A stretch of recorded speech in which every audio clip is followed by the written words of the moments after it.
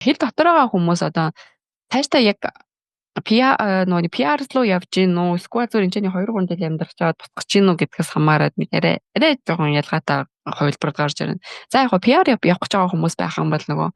өмнөх ажил мэргэжилтэйгээ хэр холбоотой явж гин гэд одоо нэг хэж виз мэдүүлэх гэдэг бол тэрнийг анхаарах хэрэгтэй.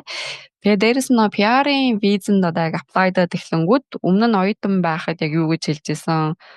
одоо манайхны ихвчлэн замнал нь болохоор оюутан тэгээд нэг дунд нь нөгөө төр ажиллах виз буюу 485 тэгээд тэнцэнээс ажлын ч юм уу эсвэл одоо цааш нь PR онооны ч юм уу ингээд виз явж байгаа штэ.